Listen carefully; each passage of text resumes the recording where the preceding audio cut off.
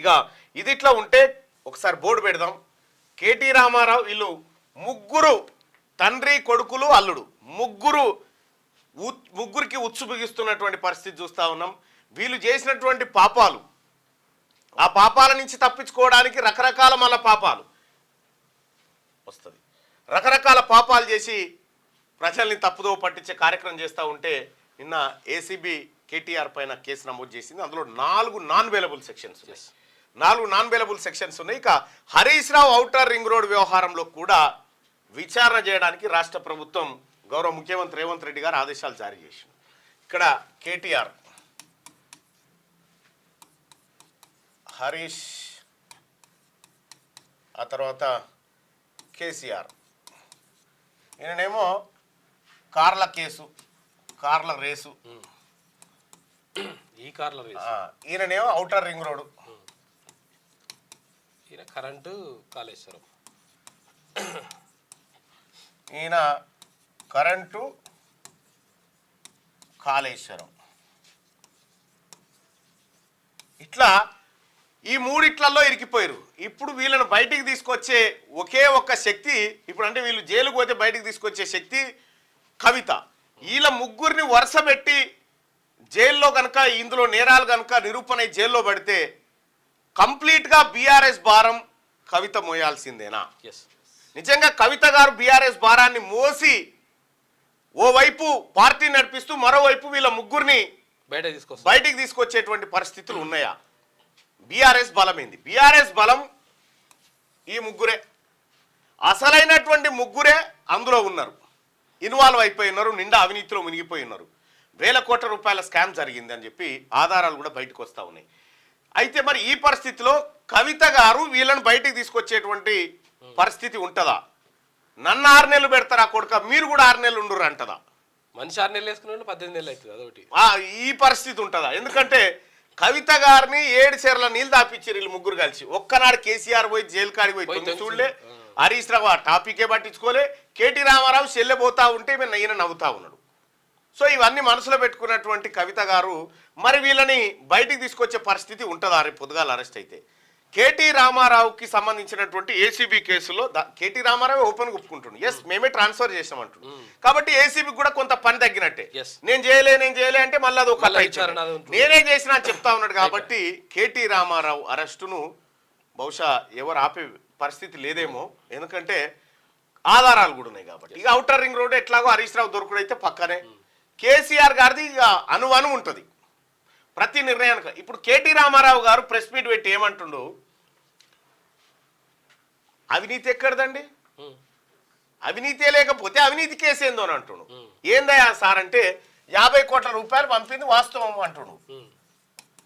50 కోట్ల రూపాయలు పంపింది వాస్తవం, దాంట్లో తప్పేముంది అంటుండు. ఇక్కడ కేటీ రామారావు ప్రజల్ని ఎట్లా మభ్య పెడుతుండంటే ఇలా అవినీతే లేదు, అవినీతి ఎక్కడదు, అంతా ఓపెన్ సీక్రెట్గా అంటుండు. కానీ ఇక్కడ కేటీ రామారావు 2009 నుంచి సిరిసిల్లలో ప్రాతినిధ్యం వహిస్తూ ఉన్నాడు. దాదాపు ఒక 15 సంవత్సరాల లెజిస్లేటర్ అనుభవం ఉన్నటువంటి వ్యక్తి. మంత్రి 2 సార్లు మంత్రి, అమెరికాలో చదువుకున్నాడు, పూనాలో చదువుకున్నాడు, గుంటూరులో చదువుకున్నాడు, వివిధ దేశాలు తిరిగి వచ్చిండు, వివిధ కంపెనీలో పనిచేసిండు. ఇంత నాలెడ్జ్ ఉన్నటువంటి వ్యక్తి ఈయన కేటీఆర్. అయితే ఎన్నికల కోడ్ అమల్లో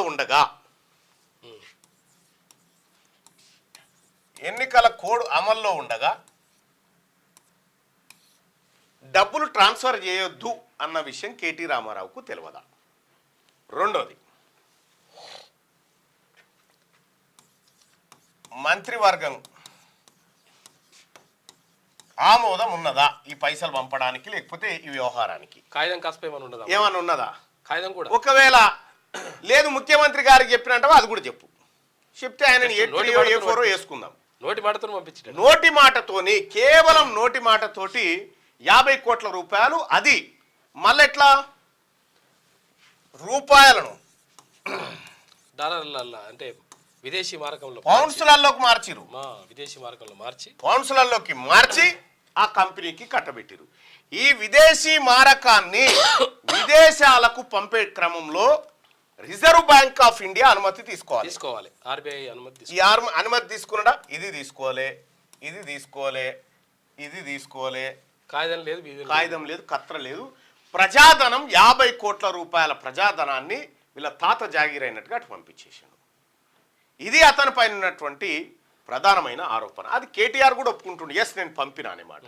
ఇక్కడ మనం ఇంకొకటి గమనించాల్సినటువంటి అంశం ఏంటంటే,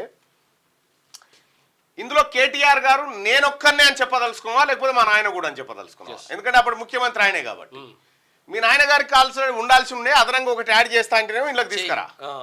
ఇక్కడ కేటీ రామారావు గారు అంటూ నా ఎంట్రుక కూడా బీకలేరు అంటుండు. మీసాలు గడ్డాలైతే లేవు, మీసాలు గడ్డాలైతే లేవు కాబట్టి వాళ్ళు వచ్చేకంటే ముందే నువ్వే కట్ చేసుకుంటే చెప్పలేం. రెండో విషయం ఏంటంటే, ఇంత పచ్చిగా అడ్డంగా దొరికిపోయినటువంటి మీరు ఇంకా ప్రజల్ని మభ్యపెడతా, అసలు కేటీఆర్ ఆ ధైర్యం ఏముండే అంటే మళ్ళా మేమే వస్తాం పంపవా పైసలు మనం ఎవడు విచారణ చేస్తాడు అంతే అనే యాంగిల్లో చేస్తే దెబ్బ కొట్టింది. ఎన్నికల్లో బొక్కబోర్ల పడ్డది. బీఆర్ఎస్ పార్టీ ఓడిపోయింది, కాంగ్రెస్ పార్టీ ప్రజాప్రభుత్వం అధికారంలోకి వచ్చింది, ముఖ్యమంత్రి రేవంత్ రెడ్డి గారు అయిన తర్వాత కేటీఆర్ ఇరికిపోయిండు.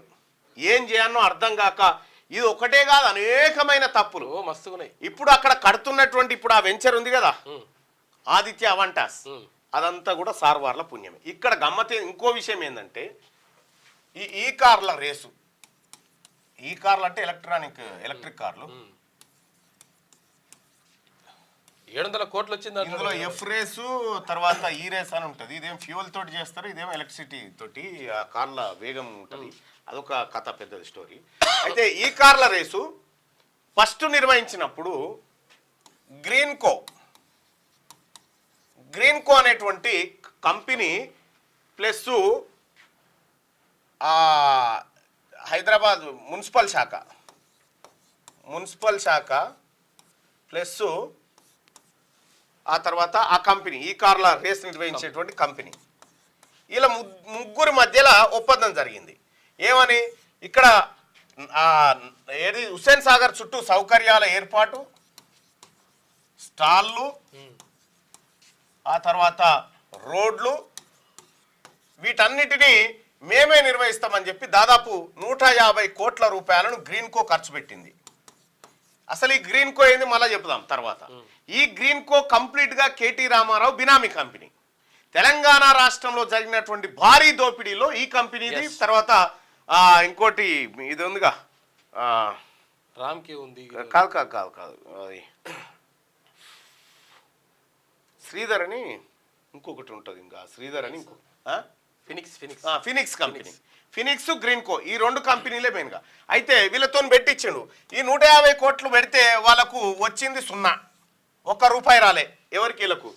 రెండోసారి ఏం చేసినట్టు, అయ్యా వద్దాయని కార్ రేసులు వద్దు మన్నొద్దు, మేము ఈ కాంట్రాక్ట్ రద్దు చేసుకుంటున్నామని గ్రీన్కో ఎగిరిపోయింది.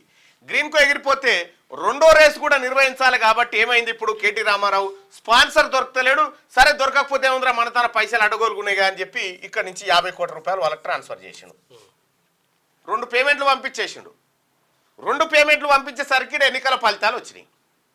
3వ పేమెంట్ కోసం ఆ కంపెనీడు వచ్చి రాష్ట్ర ప్రభుత్వం దగ్గరకు వచ్చిండు. ప్రభుత్వం మారింది కదా, రాష్ట్ర ప్రభుత్వం దగ్గరకు వచ్చి ముఖ్యమంత్రి గారి దగ్గరకు వచ్చి రేవంత్ రెడ్డి గారి దగ్గరకు వచ్చి, అయ్యా 2 పేమెంట్లు ఇచ్చారు, 3వ తీయలేదంటే, అచ్చా ఈ 2 ఇచ్చిరా ఎక్కడి అని చెప్పి ఆయన కాగితం దగ్గర పెట్టుకొని, ఆ 3వ పేమెంట్ లేదు గీడో పేమెంట్ లేదు రా భయ్, ఏ కానా రాని దానికి మేమెందుకు పెడతాం, మాకేమక్కరా, ఇది ప్రజాస్వామ్యం, చల్ నువ్వు బయటికి వెళ్ళగొట్టిండు. ఇప్పుడున్న దానకిషోర్ గారికి వాళ్ళు లెటర్ పెట్టి అయ్యా మరి కాంట్రాక్ట్ ఉండే కదా మన మధ్యలో, మేము అది రద్దు చేసుకోవాలంటే మీ ఇష్టం ఏట్లేమని ఏమైనా చేసుకోరి, ఇప్పటికే మీకు కట్టినటువంటి 50 కోట్లకు 8 కోట్ల రూపాయలు పన్ను ఆ కేంద్ర ప్రభుత్వానికి రాష్ట్ర ప్రభుత్వం కట్టాల్సిన పరిస్థితి వచ్చింది కేటీ రామారావు చేసిపోయిన దుకాణానికి. ఈ 50 కోట్ల 8 కోట్లు కంప్లీట్గా ప్రజల సొమ్మే.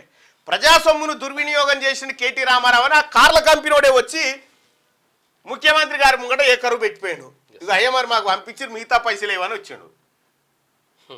మిగతా పైసలు ఏమని వస్తే అసలు కథ బయటపడ్డది. ఇగో ఇది కేటీ రామారావు నిన్న ఫోటో చూపిస్తుడు కదా, ఆ ఫోటో కాడ బయటపడ్డ భాగవతం ఇదంతా. ఈ కార్ల రేసింగ్ కార్ది ఆయనంతలో ఆయన దొరికిపోతా ఉండే, ఎందుకో మరి అర్థం కావట్లేదు. చాలా విషయాలు అట్లే చేస్తున్నాడు, చాలా విషయం ఆయనంతలో ఆయన దొరికిపోయి ఇలా నేను దోషినని చెప్పి ఆయనంతలో ఆయన ఇంకా దీని గురించి అట అసెంబ్లీలో చర్చించారు ఏంది అని అంటు, నువ్వు చేసిన సక్కదనానికి ఇంకా అసెంబ్లీలో ప్రజా సమస్యలు పక్కకు పెట్టి ఇట్లా చేసిన ఏసీ వాళ్ళు చర్చిస్తారు కదా. మొన్న ముఖ్యమంత్రి గారిని కలిసినప్పుడు చెప్పిన బేడీలు వేసుకొని వచ్చినంటే ఆ తతి మీ ఇద్దరు ఎవరో వేసుకున్నట్టు సార్, వాళ్ళకి మీరన్నా వేయాలి సార్ అంటే నవ్వుతా ఉన్నాడు సీఎం గారు. వాళ్ళు చేసుకున్న పని అది. కాబట్టి ఇటువంటి దుర్మార్గమైనటువంటి పనుల ద్వారా ఇవాళ కేసీఆర్, ఆ తర్వాత హరీష్ రావు, కేటీ రామారావు వీళ్ళు ఇరికిపోయినారు. ఇప్పుడు కవితా భిక్షాందేహి, అమ్మా కాపాడు అమ్మా కాపాడు అనే పరిస్థితికి బీఆర్ఎస్ పార్టీ పోయింది. మరి కవిత గారు వీళ్ళ పైన ఎలాంటి శ్రద్ధ పెట్టి కాపాడతారు, లేకపోతే 6 నెలల పాటు ఆ బిడ్డను కూడా జైలు ఉంచారు కదా, 4 రోజులు ఉండరు, మీకు కూడా తెలుస్తుంది అనేటువంటి ఏమైనా కోపంతో ఉందా అనేది చూడాల్సినటువంటి అవసరం ఉంది ఆ వ్యవహారం తర్వాత. కానీ ఇటు హరీష్ రావు, కేసీఆర్, కేటీఆర్ వీళ్ళు ముగ్గురు చేసిన పాపాలకు ఖచ్చితంగా వాళ్ళే ఎవిడెన్స్ ఒప్పుకొని పోతా ఉన్నారు కాబట్టి ఎవడేం చేయలేడు దానికి. ఇక ఈ అంశం ఇట్లా ఉంటే క్యూ న్యూస్ ఛానల్లో పనిచేయటకు అనుభవం గల సీనియర్ వీడియో ఎడిటర్స్ కావాలను సంప్రదించవలసిన నెంబర్ 8688926084. qnewsads@gmail.com ను సంప్రదించండి. లైక్ చేయండి.